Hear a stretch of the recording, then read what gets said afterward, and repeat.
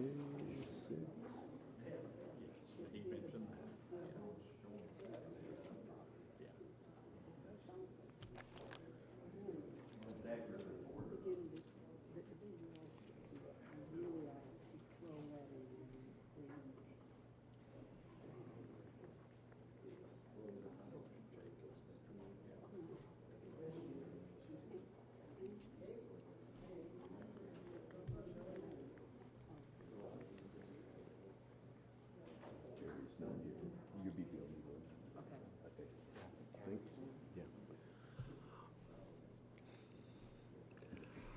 Well, folks, looks like it's witching hour at 3 o'clock, so time to get started for this meeting of the Community Advisory Panel for KUB.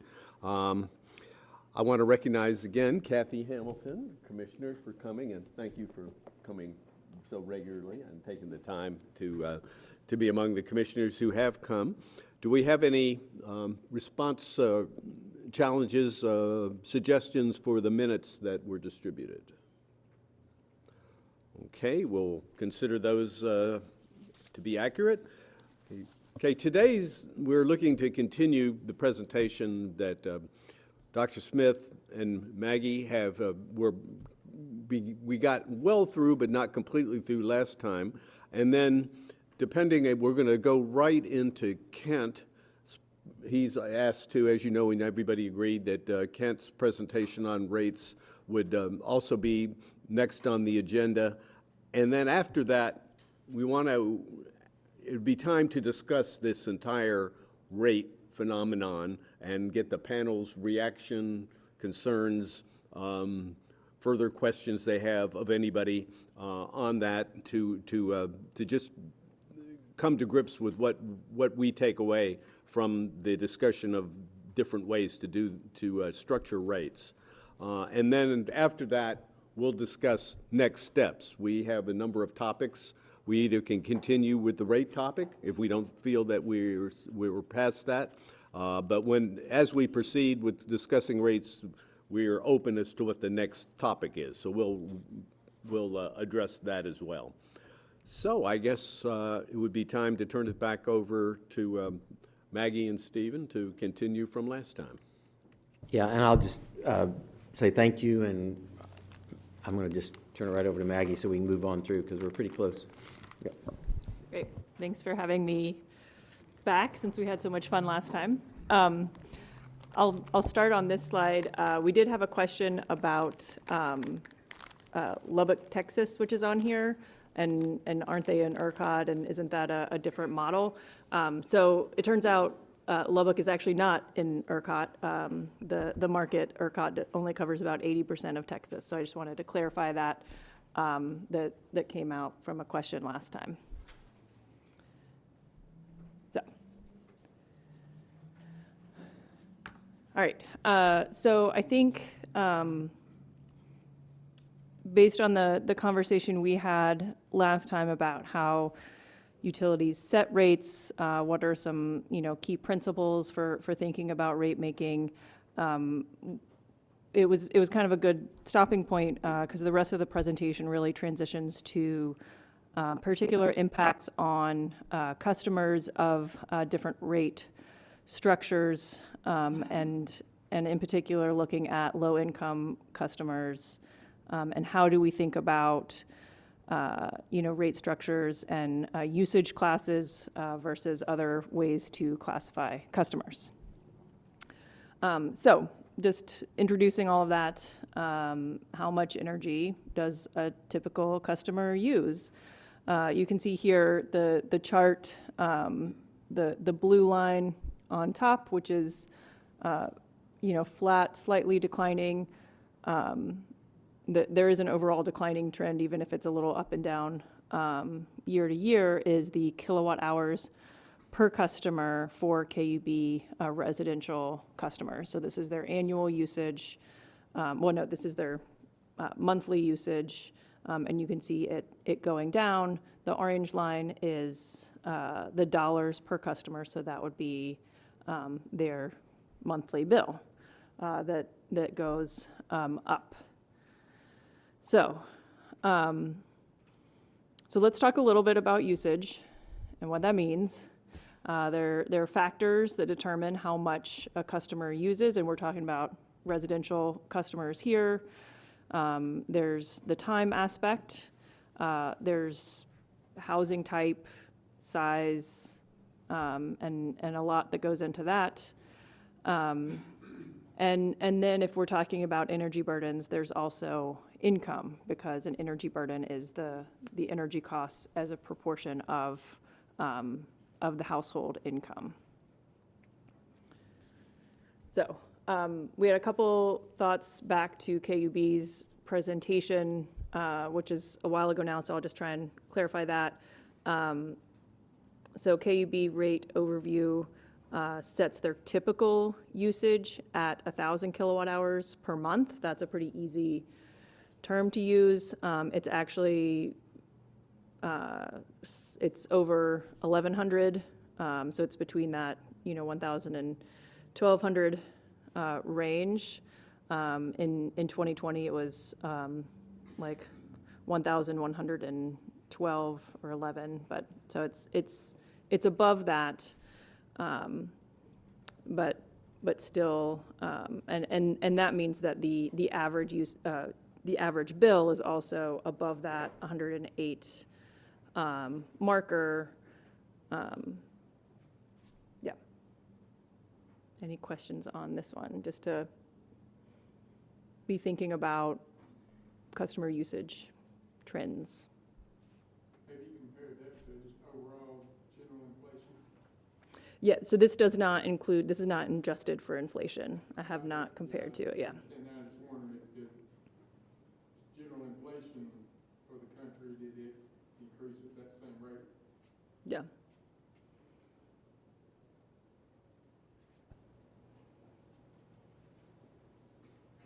All right. So further, how much energy does a typical customer use? So again, we're at that, it's 1121, not 1112. I had the digits there mixed up. But basically, so what we found is, we thought this, sorry, I advanced the slide on my computer that I'm looking at so I can face this way, but didn't advance it for you guys. Sorry about that. So here's the chart from KUB that shows, a breakdown of their usage levels by, or it shows the number of customers for those different usage buckets for participants in their LIHEAP program. And I'm going to get to some slides that show that it's a little bit problematic if we're just trying to assume LIHEAP customers are representative of all low-income customers. But, if we are assuming that they are, and this chart here is helpful, I will note that the line that you draw for the, average is actually a little bit farther to the right. And then we get to the point where about half and half of LIHEAP customers on the left and on the right. So the assumption that low-income customers are high-energy customers is just, it's too simplified to really be, basing policy on or basing rates on. The fact is that low-income customers as a whole, class of customers are a wide range. There are, as you can see at the tail end here, and in some of the other, charts, there are low-income customers that do have higher usage, but there's a large, chunk of customers that fall into the, different low-income categories that also are, very low usage customers. And of course, that means they're paying a much higher proportion of their bill in any fixed fee. And on the left here is just to show the orange, since it's a little hard to read, the orange is, this is all households in Tennessee. Orange means they're not eligible for LIHEAP. The blue in the middle are eligible and did not participate in LIHEAP, and then that little purple up at the top is ones that did participate in LIHEAP. So again, showing we're not thinking this is necessarily, representative of the low-income customers in KUB. And Maggie, I think one of the points, and we'll emphasize this later, is that there is this 110,000 that are eligible, but there's nearly 600,000 that aren't. And if we really want to answer the question and we want to drill down, what we need to do is we need to map those other 600,000 customers onto this. Yeah. And that's going to give us a better understanding of what the true impact of the policy is to the vast majority. Instead of taking this sliver and isolating it, let's look at the total pool, which is nearly 700,000 customers, and let's do the analysis. And my understanding is that KUB has the data to do that, and we feel like that data needs to be made transparent, and let's just resolve this question once and for all.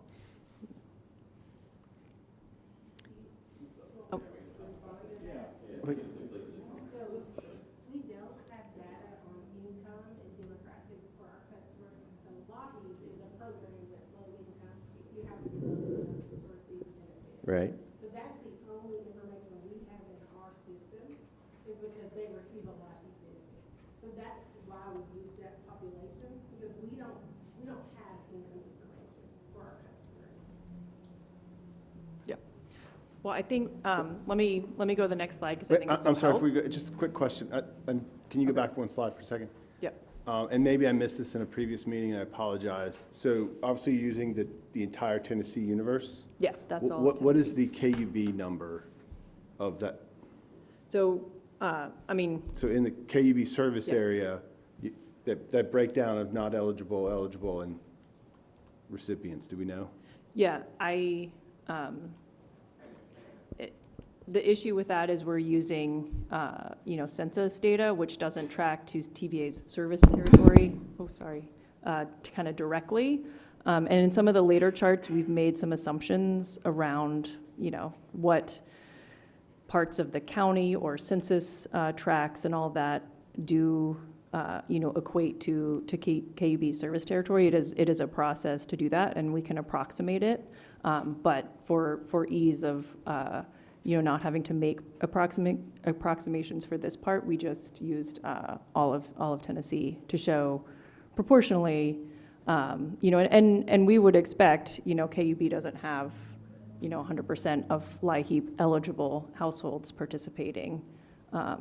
That's just very rare, so I don't think that's. Okay, but in your assumption, you're assuming the same percentages across the state are equate to the KUB service area? Is that the assumption you guys are making? No. So is it up or down? I'm not understanding your question. Sorry. The assumption So of the you have a number of percentage here. we're not making any assumption about the number of No, I'm households sorry. in KUB that are. So in this eligible. universe, you have what, about 2.6 million people? Yeah. Am I doing that math right? Sorry, I went to LSU. This households, not people, households. Yeah, households, excuse me. And so whatever 111,000 is of that 2.6 from a percentage standpoint, are you assuming that same percentage when you look at the KUB eligible households? We do something different when we look at the KUB eligible households. Okay, and do you have a slide that shows? Yeah. Perfect, thank you. We'll get to that, yeah. Quick question. Are you also saying that LIHEAP number, how often would you expect that number to change, to go up, to go down? It's not a constant number, right? Right. So on the left, this is just for a single year, and we don't have it for which year it was. I believe this is 2020 data, but I'll have to get back if it's, so that's for a single year for the state of Tennessee. On the right, I'm actually not sure, since that's KUB's chart, if this was a single year. It says fiscal year 21 LIHEAP data, so I imagine that's just any customer that participated within that fiscal year. They didn't have to participate for the whole fiscal year. Okay. Yeah. Gotcha. Okay. Okay. And none of those are made up, or none of those are estimates, those are the actual numbers. The actual usage. Actually got money from us without any kind of manipulation, or estimate, or Okay. statistical variation, or census tract, or anything else. Yeah. That's the actual numbers. So those are the actual usage of customers that participated in a full year of LIHEAP. Okay.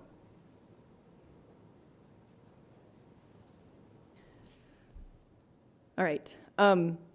So at SACE, I think I mentioned this last time, we work all across the Southeast. We're involved in a what's called the Low Income Affordability Collaborative with Duke Energy and their two utilities in North and South Carolina.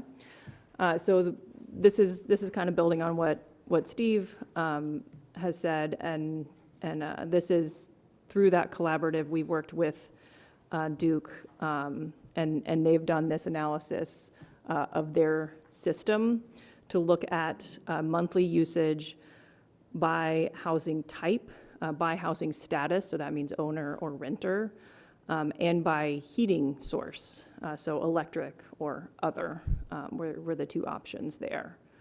And interestingly, some of the averages are actually quite similar to KUB. Obviously, you can't infer that, the whole class of these kinds of, breakdowns of customers would also be similar. But I thought it would be interesting to present that this is, analysis that a utility has done that I think would be, really helpful for KUB to do something like this. And the text is really, really small. So on the left is the average monthly usage in kilowatt hours. The left chart is the total average, and then moving to the right, those two kind of large chunks of bars are between single family on the left and multifamily. Then we move to housing status, which is owner and renter, and then we move to heating source, which is electric and other. And the colors show just groups of households by income category. So the yellow is LIHEAP. The darkest blue is less than 150%, so that's the federal poverty level. The next level blue is 150 to 200, and then the lighter blue is over 200. So I think the other, takeaway here is that in their territory, you do see different trends between the yellow bars and the blue bars. And so that again makes it difficult for us to extrapolate what's going on with the LIHEAP customers is what's going on for all low-income customers. Especially you can see, there are a few categories where the yellow bar is quite a bit higher. LIHEAP customers that are single-family, LIHEAP customers in both the owner and renter, and then LIHEAP customers that use an other fuel source, interestingly. So, Could you infer from the housing type, it seems that multifamily and single-family kind of gobbles up a lot of the variance there? Yeah, and you can see, the multifamily, the bars are obviously a lot closer together. Yep.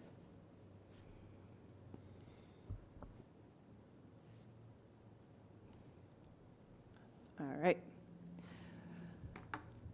So this is kind of getting to your questions about, we're not extrapolating the state data for KUB, but we did use, this is through EIA, Energy Information Administration, Residential Energy Consumption Survey, which maps up to census districts. And so we're able to, match up what census districts match with KUB's service territory. It's a little bit of a science and a little bit of an art. And based on that, we can compile the data from census tracts and look at, on the bottom, we have average monthly usage, again, in blocks of 200 kilowatt hours per month. And on the left, number of households. So this is, very, similar to the chart from KUB on LIHEAP. But you can see, especially in the bars, the colors, the blue is an average income of less than basically $40,000. And you can see that those are very much skewed towards the low energy usage side of the chart. But it's also, again, not a uniform trend. There is variability in the data, and you can't sort of assume one class of customers will always sort of behave in a single way.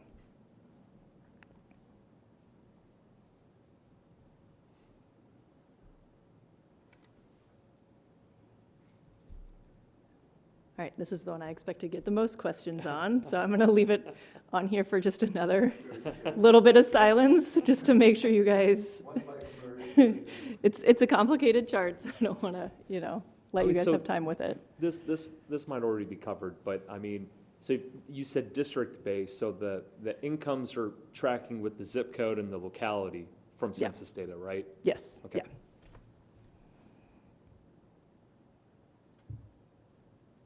I guess the question is, why did you think that we would have so many questions about this one particular slide? I mean, seriously, that's kind of telling. Oh, okay. I'm curious, in a good way. All right then. I mean, if there's more discussion, if there's something that we're missing, it'd be great to have that highlight. And I mean, I can't speak for Maggie, but I think that, as we brought forward our concern about the fixed fees and the impact on low-income customers, there was a constant narrative from those who opposed that position that we were wrong, the data was wrong, that low-income customers were high-energy users, and therefore we were incorrect in making the assumption that a high fixed fee was actually penalizing low-income customers because low-income customers were high users. But, like I say, gotcha. There are assumptions in everybody's stuff, so let's just call it like it is.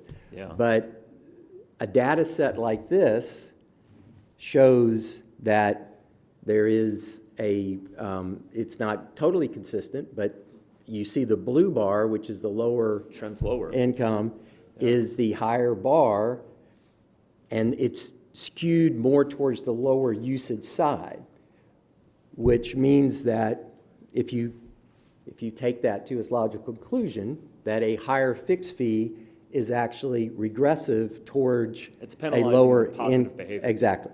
Yeah. And so now, can we extrapolate that and completely overlay it over KUB service territory?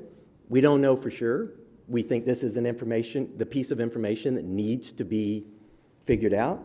Right. But as we've pointed out in a series of slides, now that it has been revealed to us how KUB was critiquing our critique, I think what we're doing is pointing out that there is a number of assumptions about LIHEAP and other things like that aren't necessarily tracking with what the larger data sets show. So that's super helpful, because I think it's important to have in the records of the meeting too that this panel was formed sort of after those, I think, critical discussions, I think.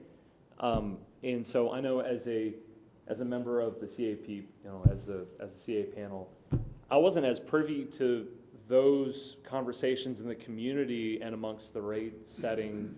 And so funny, at least as one member of this panel, I'm looking at this chart like, yeah, that makes sense, because I know some low-income families, and I know that they're very mindful of what energy they pick. And so for me, this tracks with my qualitative experiences, and so hence I didn't have any points of thoughts or questions, right? So for me, it was a non-issue, but I didn't know the background, and so I guess from my perspective as one member on the panel, I would like to put into the record that I agree with Dr. Smith's observation and narration as to the interplay between low income users and customers and the potential negative effects of a fixed fee.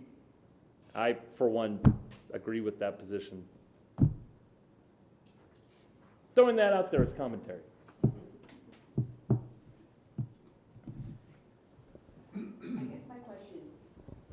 Can y'all hear me? So this data includes information from Tennessee, Mississippi, Alabama, and Kentucky, right? Those So four the- states, whereas the information on the slide that KUB provided regarding the LIHEAP customers, this is actually information from our service area. So it could be that Yeah. there's income fluctuations when you choose a broader data set as opposed to actually looking at our service area in particular. So the data set is for the broad region. That's just considered, that's the east, south, central region by the census. And so we've taken data from the census tracts that overlay with KUB. So this is KUB specific. That's just the name of the data set. So you were able to This is- pull just the KUB service area into this slide? As much as we could get it to, fit nicely with KUB service territory, yes. It's not a one-to-one match. I'll also note that the other reason I think it would be good for KUB to do this is that this is a survey, which means it's, surveying households, what is your income? What is your, how much do you spend on energy, on different sources of electricity and energy, how much do you use? And so you're not getting, to Mike's point, you're not getting that like meter data of exactly how much they're using. And so while I think this is, very helpful information to show us the trends, I think the analysis, that to the extent that it can be done by KUB, using actual usage would be even more helpful. Well, I would say that we have used actual data. Yeah. Those are actual LIHEAP customers in Right. our service territory and their usage level over time. There's nothing, I don't have to back into anything, we actually have the data. Do we have customers that didn't get LIHEAP? No. Yeah. That's what you're trying to guess, is that, okay, there's more customers out there and that may skew this data one way or another. But based upon the data that in our slide, if you go back 3 or 4 slides, Yeah. it would actually show it tilting the other way. At best, you could say maybe it's 50-50, right?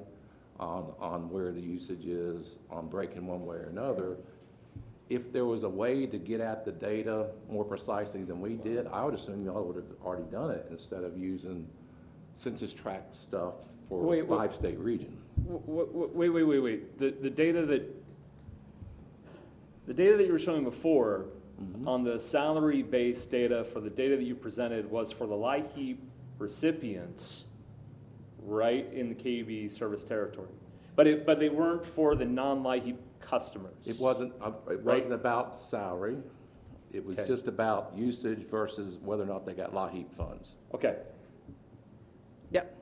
Okay. But, I think that we've seen where we've been able to dig into data in other utility territories, we can see that the LIHEAP data isn't representative. And so this was our attempt to look at, low income, I'm sure this includes customers that use LIHEAP but also customers that don't. Yeah. Can I ask you something? This graph is kind of intriguing. It looks like it's a graph where it's 100% of people in each of those categories. It represent the bar, and then the number of people in each income category who use that much, whose usage is within those categories is by color. Yeah. So overall, the greater than $100,000 income is the darkest one, but there are just not that many of them overall, and Yeah. you can see how they're arrayed through there. But it's kind of, if you go back to the previous slide, Yep. I'm trying to look at the different ways of arraying this, because you don't, It's not using the same exact, categories. And this is also a much bigger service territory, whereas the other one is focused in on KUB. So if you go back again, I'm sorry, Yeah. you know, advance that. So what that bar is down on the far left is saying there's the people that use less than 200, the height of the bar says there's not very many of them, right? Right. And that adds, so that's 100% of them, and that most of those people, or of the large majority of them, are making less than $40,000 a year, Yeah, okay? yes. Okay, I just wanted to clarify, you know, just what the presentation was and how you interpret it. Thank you. I don't know if this is somewhere in the rest of your presentation, but just as a commentary on the data, it would be really interesting to overlay this on some other axis with just bill, with the customer bill, and then with the percentage of what the fixed fee would be over their total bill.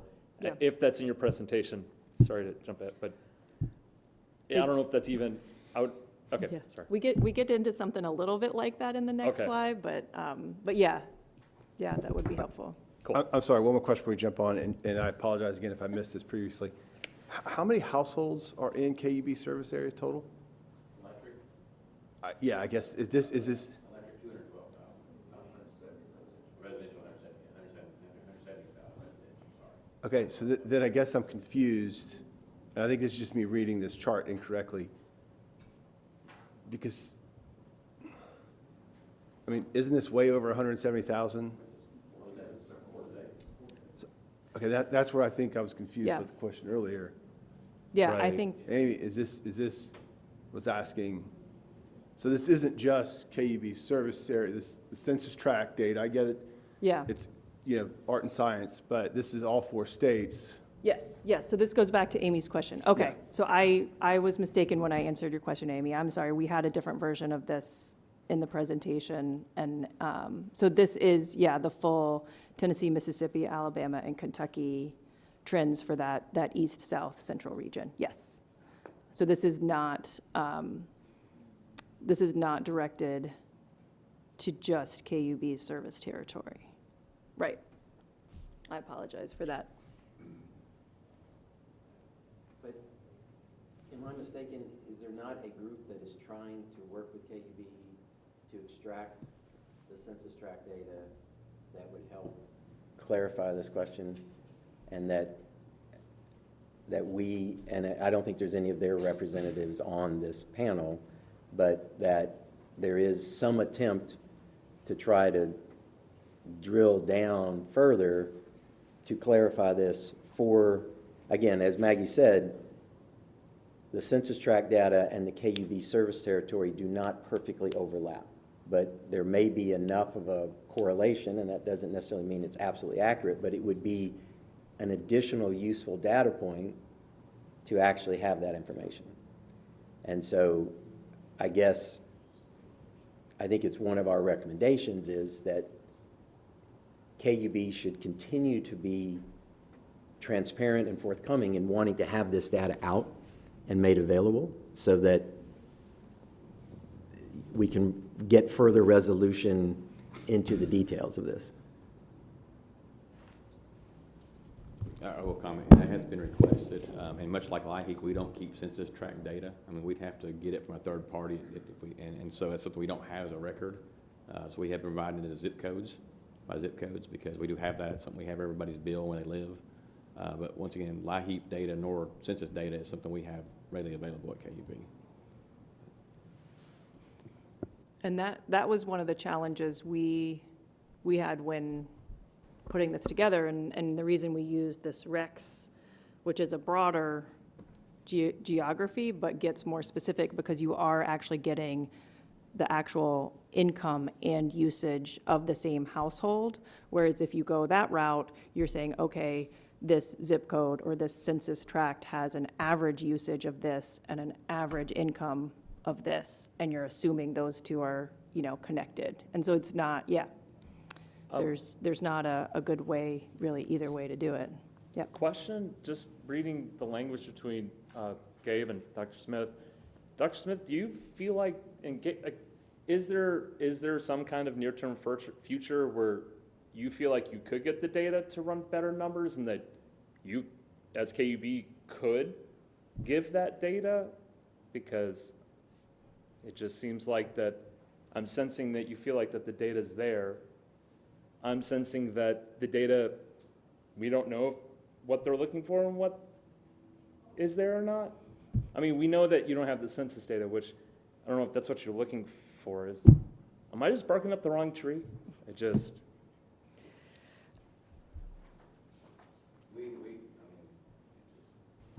Answer this question well, it's hard to answer. So we'd have to get that data and then spend a lot of time merging a lot of data together. I mean, anything's possible if we put a lot of effort into it. It's a whole lot of effort for us to do that, because once again, we don't have it.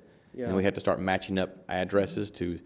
But is there a way to pull outside resources to make that? I mean, I'm just saying, if there's such a vocal group of people in the community that want to aggregate data and see if you find insights, I mean, let's figure out what the cost of those resources are to figure that data out, and let's just see if someone wants to foot the bill.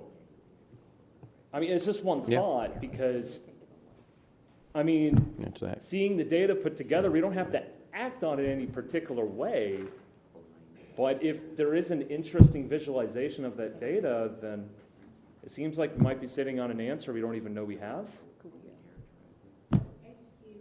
Go ahead, Tiffany, yeah. She lives in this world better than I do. I have been working with the group that Yeah. We did work with them and give them a data set. We did spend some time. And I don't know the history. Resource, getting some of the census tract information, mapping that to some of our customer data, and we did provide that for a period of time to them. And so that group has seen that data. They have analyzed the data that they were given. But as Gabe said, those census tract records don't belong to us. It takes quite a bit of time and effort to be able to merge. We're not going to give our customer data to a third party because we have a responsibility to protect customer data. I don't think any of you all would want your specific usage, disconnection records, and things like that shared with a third party. So I think that's where Dr. Smith is going, is that we've done that before, and we did that in an effort to really understand the data, because we aren't experts of census tract information.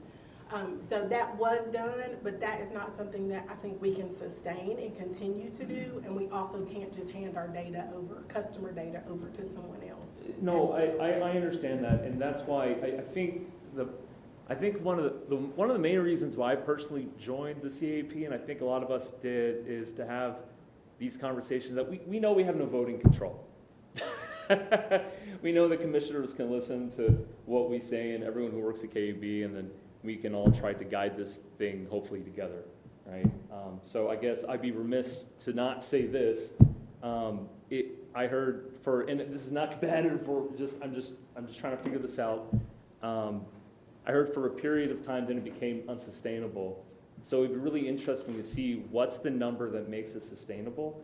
And then I understand that the customer sensitivity, the data. I'm an attorney.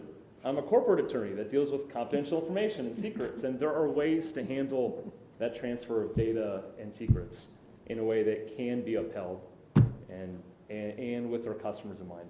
So I just want to encourage that point of view in this space. And one other thing I'll add, we are providing, per their request, information by zip code, but not by census tract, because we truly don't hold those records. That makes sense. And my whole commentary on this, I'm not saying one's like holding up the other, none of that. It's just really interesting with not having any background, just to see this conversation. And I, again, would be remiss to not put my full thoughts as a CAP member. Yeah, and I am not intimately involved with the group that's doing the work. Some of my staff has engaged that, and so what would be most advantageous would be to actually have a representative from that group to share with the wider CAP group, the advisory committee group, what their work has shown. I mean, I think it is a If I'm not mistaken, it's 3Cube, which is a credible organization that does work in Oak Ridge and other things, and there's some other people involved with it. So I don't believe this is, and my understanding was that they have a perspective on what was actually beginning to become visible through the census tract data about some racial lines and other things like that, that they felt like that there was a clamping down on the information after that started to become apparent. Gotcha. I'm not going to pass a value judgment on that. It's just what I understand were concerns. And so I believe that we don't represent every member of the community, Right. but I think that in line with trying to get at the root of some of these issues, if there is a group that's trying to put a good faith effort, they've been working, I think that maybe it would be valuable to have their perspective on this straight from the horse's mouth as opposed to being sort of interpreted. Yeah, I mean, if I don't that's- know for If sure. that's readily accessible, I know as a member, I would like to, what's a document sending over and getting into everyone's email threads, right? But we're all here to make things better, right? Yeah, I just So- think that if we're truly trying to That would understand be helpful. concerns within the community, and not every community group is represented, but this Yeah. is a group that, my understanding is trying to make a good faith effort, is trying to understand some of these issues. And it may be that, like we said, KUB can't do anything more, but there does seem to be some concern that that information is not as readily available as it could be, and I don't know why it's shut down, and I honestly don't know the workload. That would be completely legit. I don't have a dog in that hunt. But I think as getting the information out, we ought to at least understand what those issues are. Thank you And- guys for answering my questions. And when we were putting this together, we did look at some of the data. 3Cube did share some of their data, and theirs was actually focused on disconnects, whereas here we're focusing on monthly usage too. So I think there was a disconnect between what we were focusing on. Thanks. All right. So now we're going to talk a little bit about cost control. So one of the key rate principles that we have is that, users should be able to control their costs, as much as is possible, reasonable. And so I did a little experiment, shall we say, and looked at what KUB's rate structure would look like under their current monthly fee and under a $6 a month fee, keeping KUB's revenues the same. So they get the same amount of revenues, they're able to cover their costs, keep their system reliable, et cetera. And so you bring the $20 fixed fee down. I actually had it in an earlier slide, so since it's been a month, I'll go back to those numbers here. Yeah, so the fixed fee changes from $20.50 to $6 a month, and the energy rate changes from 8.9 cents a kilowatt hour to 10.1 cents a kilowatt hour. And revenues remain, KUB's revenues remain neutral. And what that change means that is if none of the users change their usage, the users right at the average, their bill stays the same. Everybody else's would change. But the average user would not see a change in their bill. So we did this, sort of experiment, and then looked at what happens if a user, does something to reduce their usage. Maybe they're installing a new heat pump and replacing, resistance heating. Maybe they're going all LEDs. I don't know. Or they're just using, conservation measures, something like that. They reduce their usage by 10%. You can see the blue line is the bill savings with a high fixed fee, and the orange line is the bill savings with a low fixed fee. So you can see that there is a lot more control, or there is more control with a lower fixed fee, as you would expect, but that's obviously the lower the usage, the bigger the delta is between those two options. So.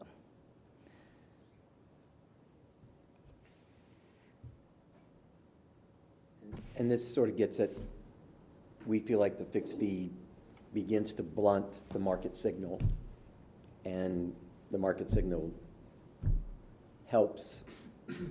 may help customers get over that, so it ends up helping them save money, but then there's also the co-benefit of environmental protection from less dependence on the various fuel sources that are causing environmental issues. Has KUB considered anything like this before, or is this truly new independent analysis? What Dr. Smith and Maggie are talking about, we can do all kinds of variations. I mean, and Kent knows, there's lots of variations on fixed fee versus fixed rate, on a KWH rate. So you can, in theory, you can lower one and raise the other. What does it do to everybody? That's the question you have to ask. So if you're over the 1,000, 1,100, your bill's gonna go up. If you're below the 1,000, you're gonna go down. And the question is, goes back to the art and science. Which do you want to be at? So that's you can look at it, and they're right 100 different ways. And there's no wrong way or right way. It is about recovering or regenerating the revenue to keep your system fixed and up to, in our case, infrastructure replacement and those type of things. So, that short answer to your long answer to your short question. Oh, no, that's helpful. Yeah. It almost seems like that the flatter the red curve, I guess it seems like that everyone's inclination to reduce energy usage is equally benefited in their savings on the bill. And if that indeed is true, the one thing to consider is that if KV was to entertain something like this or some effects, those customers might have an impact on their bills and their change of their bills as soon as the rate goes into place. But then what happens with those customers after 6 months, 12 months, 18 months, that could be kind of interesting. With any change, there's always a shock to the system at first. And I know that, and I don't mean this lightly, I really do understand that the public outcry to any change, I understand the implications of that. But this is the same scenario with Knox County never raising the property taxes, right? And look at the mess that we're in on the Knox County side with the budgetary concerns. And so, not to say this is where we'll be, and it's not, for so many reasons.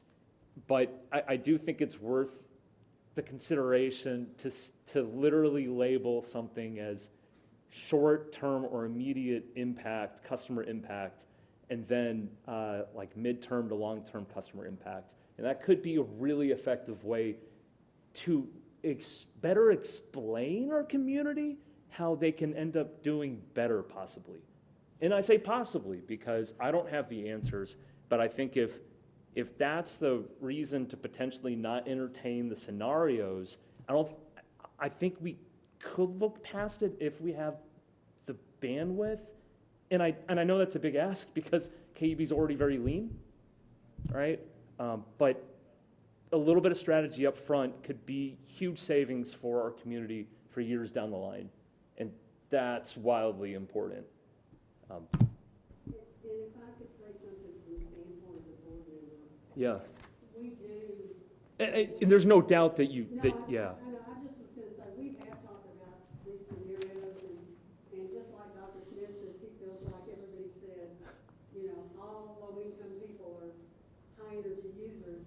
I think if the board members feel like we've heard no low-income. Yeah.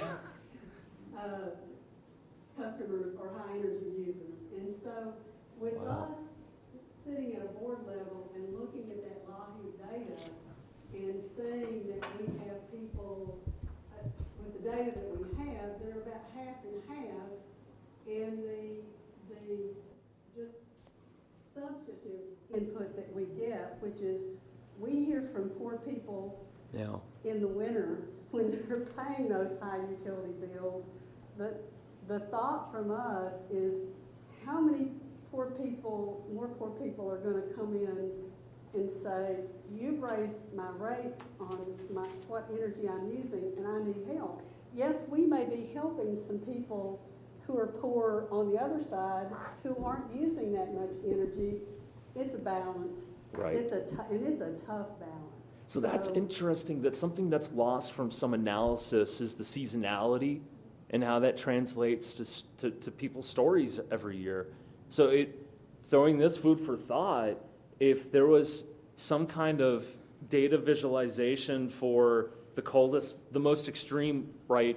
So here are the extreme weather months, and then here are the more mild climates. Well, and we encourage people to sign up to do a levelized bill. Yeah. To try and mitigate that, but everybody isn't gonna do it. Yeah. And so that's some of the struggles that we're facing. Thank Yeah, you for sharing that. Yeah, and I agree. I think there may be a month or two out of the year that you have the extremes. The way to do that is exactly to encourage the levelized bill. Right. Because in those shoulder months, which there likely are more of, then the lower use patterns prevail, and therefore if you look at the overall cost over the course of a year, again. No, and one factor that's also, do you as a board member, do you feel like that the customers aren't aware of there's that program where people can opt in and they pay an equal amount every month, right? Yeah, that's the levelized Yeah. bill. Yeah, Right. we do encourage it. It's just some Do you, people don't want to do it. that's exactly right. And of course, with any you get big enough numbers, you're going to get every kind of customer in any particular kind of way. But that's good. I think something else, I want to make sure everybody remembers here, you got to remember KUB and TVA are a nonprofit. It's been said a couple of times here. So anything, you raise the variable cost, the KWH cost, more people take advantage of that, which then impacts KUB's fixed revenue, TVA's fixed revenue. Somebody else has to pay for that. So you're going to be benefiting the people that can take advantage of that variable rate, but it puts upward pressure on the rates for everybody else. So it's a vicious cycle. So you could be taking care of disadvantaged people by doing something like this, but they may see another impact where they go shopping, grocery stores or whatever like that. So. Well, and that's one thing we haven't really seen in a lot of the literature. Like as a CAP member, we haven't really seen a lot of data with business usage yet. I mean, I think, is that accurate? So, I mean, I think that could be an interesting angle to go, because I know that there is you've indicated there's a balance and there's an art in balancing between business customers and residential. So great point. That would be amazing to see maybe some data on that. I thought we saw that data in the KUB presentation, because I remember some discussion about the commercial sector was actually paying a little bit more. But it was super high level. It was like the end, I thought. It wasn't like details inside like we're going in with residential though. I mean, we don't know how many big businesses or how many well-off businesses or as opposed to small businesses that are at risk of going out of business, what their rates were.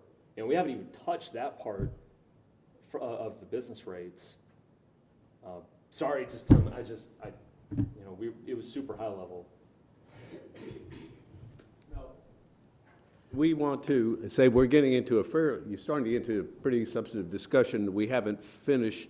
How close are you? I was wondering if we do want to stop and have a full discussion after you have two more. So maybe let's make sure we're getting all the full information, and maybe we could throw it back open to follow up on these kinds of questions. 2 more slides after this, but I do want to, and we are going to get into some more. I didn't put a whole lot on energy efficiency in here. SACE does a lot on that because we're focusing on the rate side, but we're kind of getting into that discussion.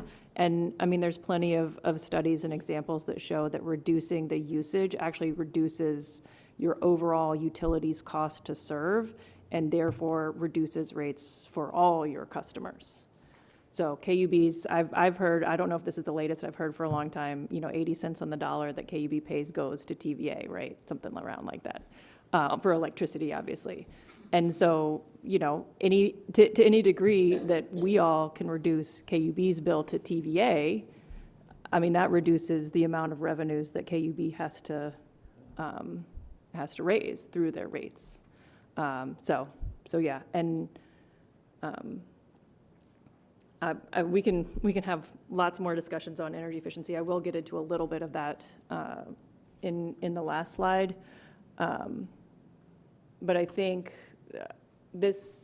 I think it's to some of the points that have been made. Kathy Hamilton mentioned, people coming to the board meetings. We have heard a lot. We started documenting some stories from customers about, what does it mean to struggle with your electric bill? What do these fixed fees mean to you?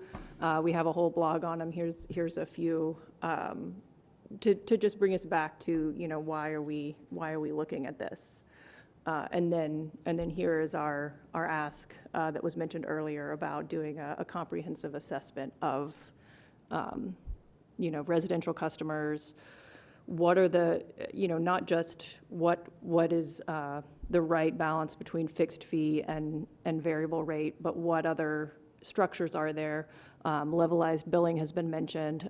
Also, time of use rates can be effective for customers that are able to switch around their usage. KUB actually has a very simple one. I'm on it, and we save about $30 a month now since I've joined. Thank you guys for implementing that. And so I think that an assessment like this that again also looks at the seasonality of usage would be really helpful. And then this is the last slide. So what are we looking for? Energy affordability. That's what we're talking about here. We want lower fixed fees. So we're focusing on that basic service method amount. If you go back to the previous month's the first part of the presentation, and helping customers have control over their bills without any threats to KUB recovering their revenues. We want to expand and support existing programs that are focused on affordability. So that's LIHEAP. WAP is the Weatherization Assistance Program. Those are two existing programs, as well as KUB's existing low-income weatherization program. They had a $15 million budget that was part of an EPA settlement from TVA back in the 2015 to 2017 timeframe. That had a huge impact. Unfortunately, we've seen the funds for that drop, and so the impact that it's been able to have has also dropped. And then also looking at where are there other opportunities for energy efficiency and other ways, other programs that KUB could explore to meet gaps in the existing programs and also address energy affordability. I do want to clarify that the $15 million actually was a TVA grant to us. That was not our funds. Yeah. 100% from TVA, from the EPA settlements they gave us as part of that keep Knoxville Energy Extreme Energy Makeover. So we were able to do 1,278 homes, but we didn't have any budget. That wasn't our money. The $1 million since then has been 100% KUB's funds into that program. So we've actually increased it from 0 to 1 million over those last 6 years, every year. And so I want to clarify that. It's actually $2 million, yeah. But I mean, yeah. So. Is that, because TVA matches that, don't they, through the Uplift program? Yeah. Right. Yeah. Yeah. In our own investments, including the home uplift match that TVA still does, it's Okay. about $2 million per year. Okay. So. We actively pursue grants and. Yeah. Yeah. Yeah, so I want to, I think everybody understands this, that KUB is one of, 153, I know that has varied, local power companies that are receiving wholesale power from the Tennessee Valley Authority. KUB can do what they can do on their own. The other thing where a lot of our work has been focused on is that TVA has historically made more significant investments in energy efficiency than they have over the last few years. This uplift program and everything is really more eyewash, kind of a little PR thing, as opposed to, at one point, TVA was putting $100 million or so annually into energy efficiency programs. That number is drastically reduced now, and it's a policy change at the TVA board level that's doing that. As Maggie indicated, there's a lot of information that indicates that if there was investment in energy efficiency across the whole TVA system, there would be a significant decrease in overall cost to the system. And we have tried to work with TVA in their long-term modeling of this to make sure that they are accurately representing that when they do their integrated resource planning. And unfortunately, the last few years, they have become more and more resistant to that really deep dive kind of analysis. This is an appeal to the leadership at KUB and to the board. You are one of TVA's largest customers. When you have an issue with TVA, you will bring that issue up with TVA and push them on issues. I've seen it through TVPPA. I've seen what y'all have done independently. It would be, in order to tackle this vexing problem we have with energy burdens and low income, I will be the first to admit that KUB cannot do it alone. But KUB is, in our opinion, not using the power and the leverage they have with TVA to really push TVA to get back in doing the kind of comprehensive energy efficiency programs that would flow down and do more. And I think that that is the only way that we're going to be able to get at this problem, not only for the Knoxville, but also across the region, because across the whole TVA service territory, the energy burdens are high. TVA brags about low rates, but they actually have very high bills. And one of the reasons they have these high bills, there's several factors. One is that there's a higher use of electricity generally, which is actually a good thing, but a big factor in that is that TVA is not making the comparable investments at the system level that TVA manages for energy efficiency. And if the LPCs are silent on that issue, they're complicit in the fact that this continues to be a problem. And so we believe that it would be great if KUB is genuinely interested in this, to do what you're doing, which we applaud, but also be more engaged with TVA at the board level and at the executive level to encourage TVA to re-engage in these programs and make these investments in energy efficiency. What kind of investments in energy efficiencies are you suggesting, Dr. Smith? Well, there's a whole plethora of opportunities that TVA can do. I mean, for example? Well, there's lighting programs. There's promoting the aggressively promoting heat pumps. There's we could get you the list of what TVA has done historically. We can also get you a list of, let me give you an example. Help me out, Maggie, because you've got this at your tip of your tongue. But the best practice in the industry is to try to reduce energy consumption by roughly 1% a year. I think TVA is at 0.2 or something. 0.02. 0.02, okay? You can go across the state line into North Carolina, and you can see Duke and a whole litany of programs that are being applied, and they're approaching 1%. 0.8, yeah. 0.8. So neighboring utilities. And so I can get you the full list, the full suite of what Duke is doing, and we can look at what TVA has historically done. There is a whole range of options there. So, I'm just trying to, so you're saying that if TVA was to pursue more green energy sources, that the variable rate the rate that they would charge for KUB for energy would go down, and that would lower the rates. Well, Can I help with this just a little? that's true, but that's not what he was saying. Right, right. So let me- First of all, Yeah. there are rebates that people can give for more efficient appliances. And this is something that's done in other states in the union, a rebate for an HVAC heat pump. In fact, TVA gave us a rebate for our heat pump HVAC, energy efficient refrigerators and appliances. Some of those things, if you pay people some money, they will install those more readily.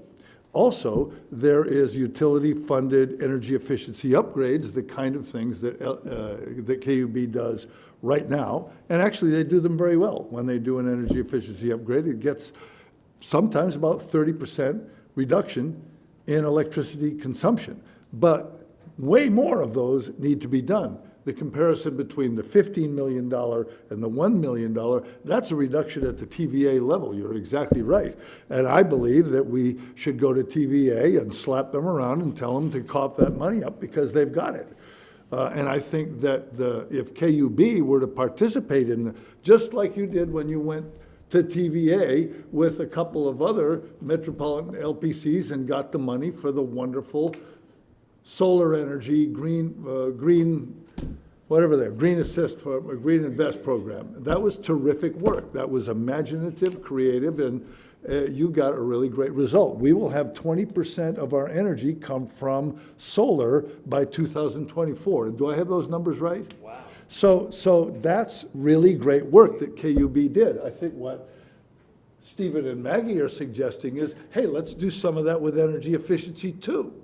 Maybe some other utilities would like TVA to cough up some of the money that we know they have available to increase energy efficiency upgrades in low-income communities, so that you go in to a poor person's home, especially emphasize the poor people who are on that side of the chart that are using a whole lot of energy. I know that exists. I don't think the argument about the poor people use too much energy or too little energy is really very fruitful. Some of them do. I remember my friend Mac in Watts. He came to a meeting. He was exhausted from an argument with his wife because she wanted the fan, the air conditioner, and the window open all at the same time on a 105-degree day. And it wasn't working. And so there is education. Those programs, those are also included. I think KUB includes education with an energy efficiency upgrade. Am I right on that? Those are things that this utility knows how to do and well, but they're way grossly underfunded. And we could get money from the the infrastructure bill, from TVA, from other grants, and do way more than we're doing now. Does that answer your question? Yeah, and I got to tell you, I mean, I really appreciate your comment. I mean, I've been listening to this presentation, and that makes a lot of sense, and gets me excited, and I feel like that's something that we should pursue and talk about more in the future. Discussing fixed fees and how that's going to affect the lower income customer and KUB's market share just doesn't seem to add up. And I feel like we spent a lot of time. I mean, there's this one slide right here that we talked about a couple of months ago, and it showed that if you're 500 kilowatts, 1,000 kilowatts, 2,000 kilowatts, if you're looking at what KUB is charging versus the EPB, which has the lowest fixed rates, we're only talking about $5 to $10. I don't see how that's going to change consumer behavior and going to decrease the energy burden for low-income homeowners. And so, well, from a position of privilege, you may not have that. Well, but if I I'm think looking at there are a people that we interact with that $5 or $10 makes a huge difference. if I'm looking at a 2% savings rate on a bill that's $65, it's not a lot of money. I'm sorry. There are some people that it means a lot. 2% on $65? Yeah, for some families, I mean, my wife teaches at Sammy Hill in Lonsdale, and there was one mom that couldn't pick up her kid because she couldn't afford the bus. So teachers pulled together and got her a bus pass for 3 weeks to pick up her kid.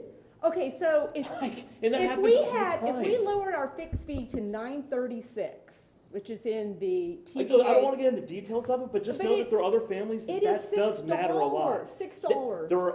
Just know that everyone has different price sensitivities. You don't have that price sensitivity. All of us might not have the price sensitivity here, but there might be some families that do. The question I think you're saying is that do enough families have the price sensitivity where we should encourage more conversation? That I don't know. Well, and I do Right. think that if you look at the higher kilowatt usage, those families are better off, though, with that fixed fee. So that's what we're deciding on. Whether you're going to have a fixed fee, whether it's going to be a higher or a lower fixed fee, and how it's going to affect those consumers. And I just don't see how $6 is going to change behavior and is going to make that significant of a difference in a family. But if they were to get like a better efficiency Yes. appliance, Yes. absolutely, I can see Right. that making a huge difference for them. Let me try another But if they have a approach to high this. fixed fee, that appliance is not going to change their bill as much. That's right, that's true too. Let me take another approach at this. We've just had a new IPCC report that basically says, humanity, you're practically totally screwed. You have delayed so long dealing with the climate crisis that really doom is at hand. Wake the hell up. Now, in looking at this information, I suggest we all look at it from a climate perspective. And I think what I would say is this rate structure is not set up to deal with a climate perspective. The utility is basically trying to do some good things, which they do very well, but we're in a crisis. And in order to respond effectively to the crisis, we need to team up, environmentalists, low-income advocates, the utility itself, and go to where the money is and start shaking the tree and getting relief for poor people in solid terms.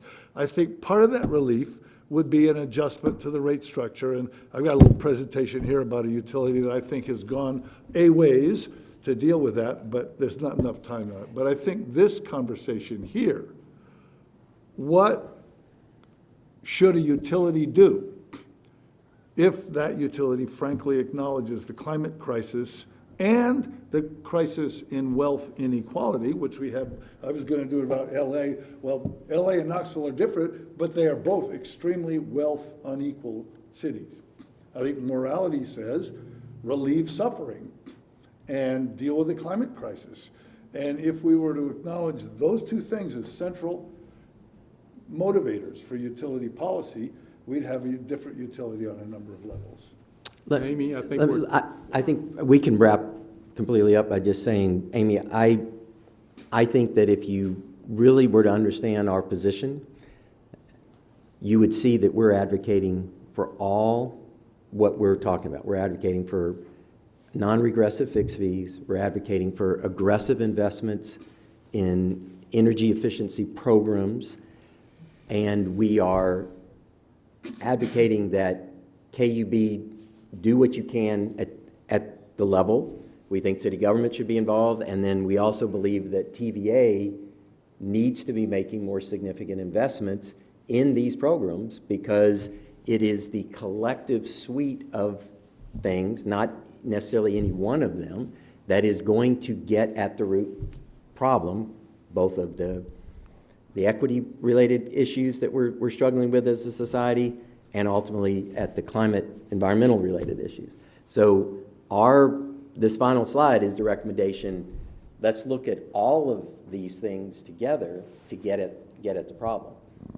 And I appreciate that. I guess I would just like to hear more about the other initiatives and less about the fixed fees, because I'm just not convinced that the rate structure is going to make that much of a You're entitled to your difference opinion. for us. I understand that, Yeah. but we're advocating for a comprehensive program.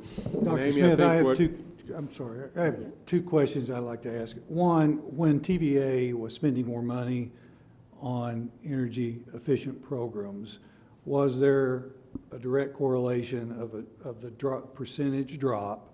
And then, so that's one question. Second question is, if Duke Energy's users are at 0.8%, how much are they spending in energy efficient program. So I guess my bottom line is, how much does TVA need to spend to drop our usage to 1%?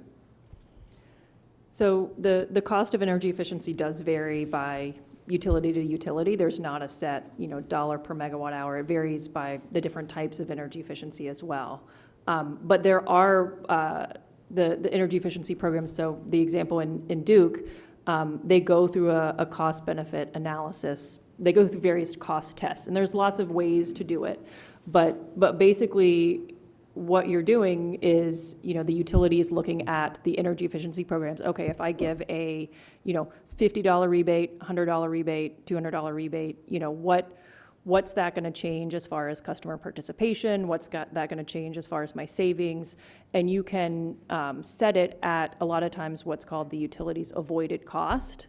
So if the utility would have to go out and generate a megawatt hour, what does that cost? Well, let's do all of the energy efficiency that costs less than that, because you're saving the utility money, you're lowering everybody's overall rates. And so that's an analysis that my part of the 2019 IRP, that integrated resource plan that TVA did, was to do what's called a market potential study on energy efficiency. Our understanding is they're still doing that. They have not published it yet.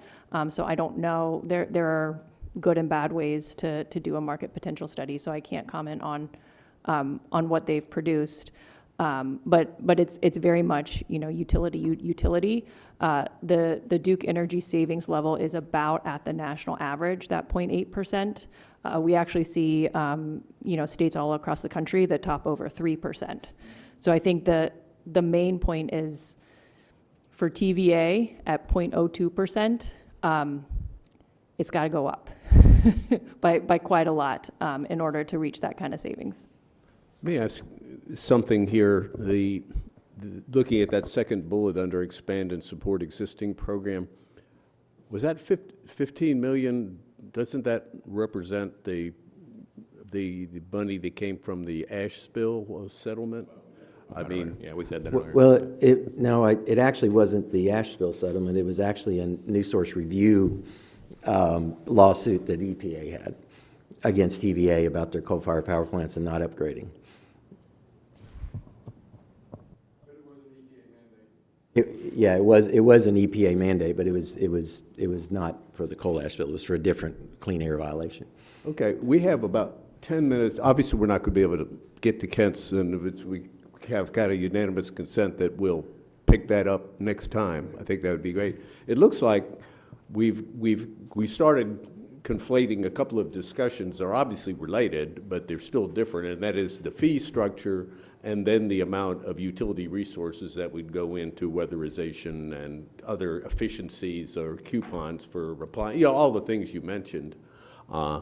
And I guess maybe since we're still on the main presentation obviously was about fixed fees and so forth. Let's just concentrate on that for a bit, and maybe we could have a whole separate conversation on the other at some point.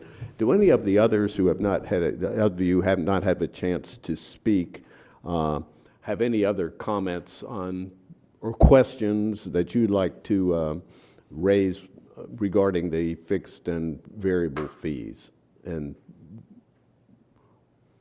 all the information? I think, yeah, go ahead, I'm sorry. Great presentation, and it opened me up to listen.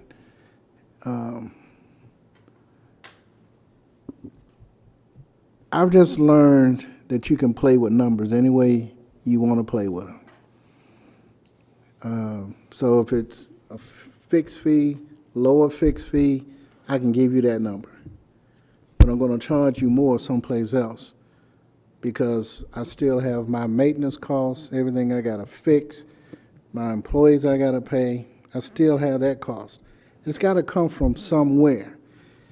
And then I appreciate the conversation to say that there are more things involved here than just focusing on a fixed fee. There's the other efficiencies that we need to consider. And I get all of that. And I see a systemic issue. It's more than one issue here. There's several issues here. And me personally, I don't see KUB fixing all of this. I just don't. They're a part of the system, yes.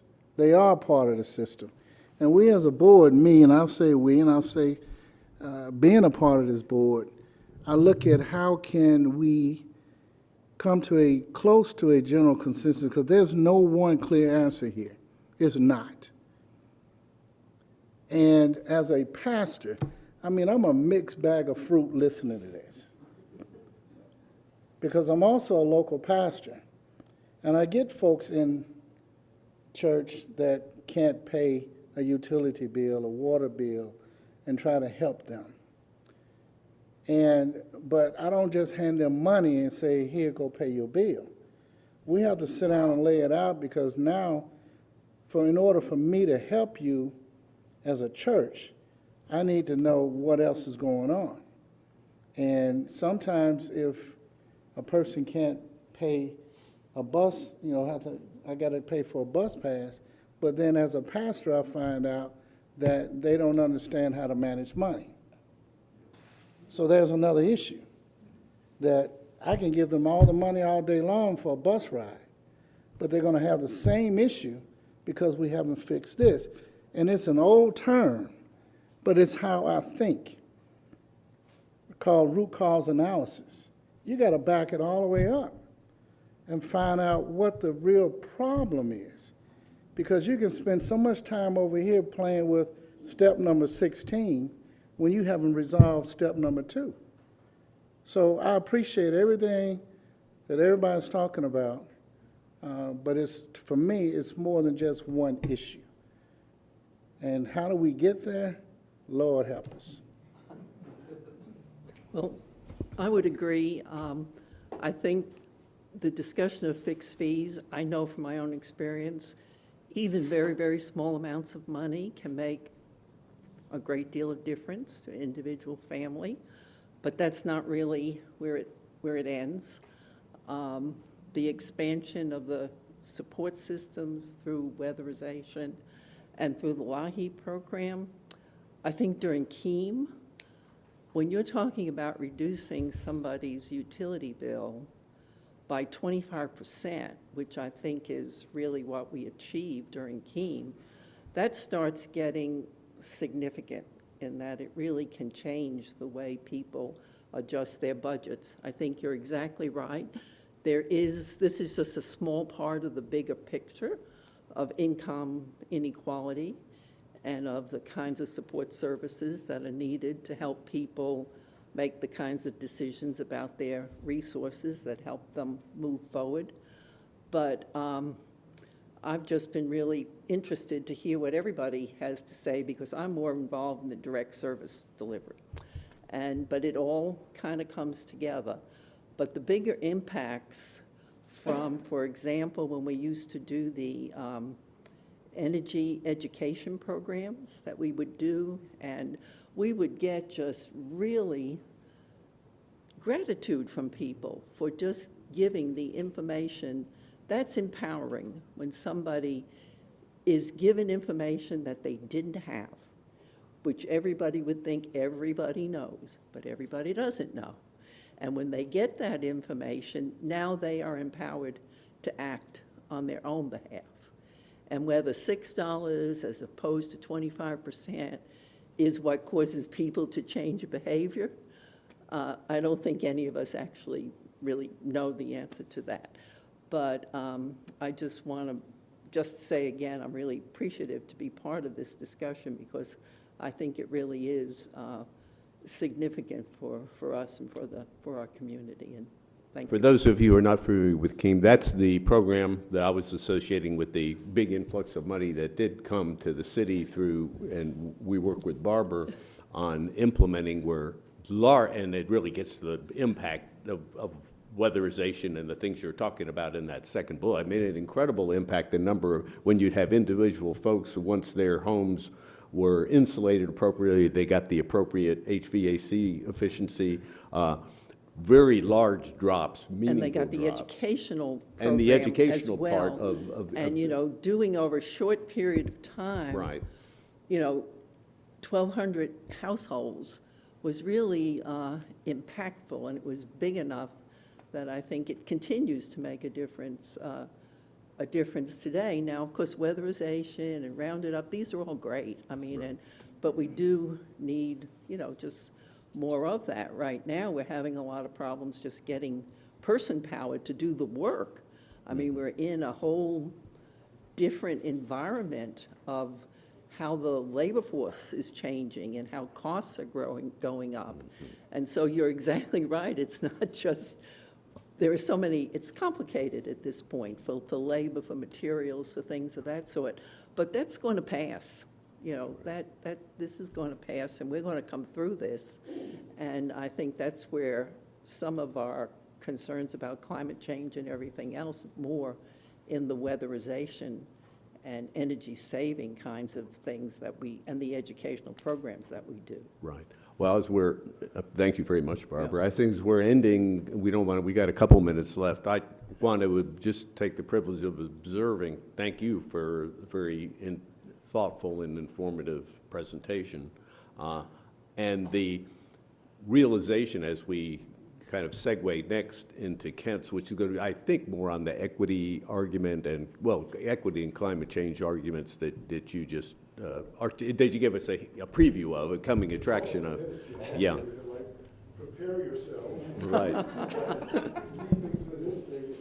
Right. Well, thanks for the preview, and we'll look forward to next time, and then following that, we'll decide where we'll go. But I think everybody can see, I mean, there's so many variables in this equation, and so many value systems that come into play. I mean, ranging from equity to climate to just understanding what price cues mean to people at what point to change behavior, and, you know, the array of what income levels are in fact paying how much in utilities, what's the relationship between the two. I mean, there's an awful lot floating around of data and concepts and graphical representations and everything else. So I think we've all got a lot to digest, and I appreciate everybody's presentations and also the questions and the comments, Hasib and Amy. So it's been a good discussion, and hopefully as we get a little further into it, we'll have a chance to pull back and maybe a little more structured, make sure everybody gets to either ask or react in a way that we can, you know, kind of tease out a lot of these things and each build a more comprehensive understanding. It's just so much to grapple with when you really look at what's out there in this world of providing energy to folks. So I don't know, that was an alarm that went off at 4:30 or something. When is the next, so we had on the record, what's the next meeting, the time, place? May 5th. May 5th, 5/5. May 5th. Here, it seems, this time seems to be based on the attendance, you know, got to infer this time works pretty well. That's correct. May 5th. So May the 5th? May 5th at 3:30, or 3 o'clock, sorry. Same place? I messed you up there, sorry. Same place, 5/5 same at 3. 5 and 3, okay. All right, well, thanks again to everybody, and thank you, and Maggie, thanks for joining us and sharing your knowledge. I appreciated your comments. We're totally okay.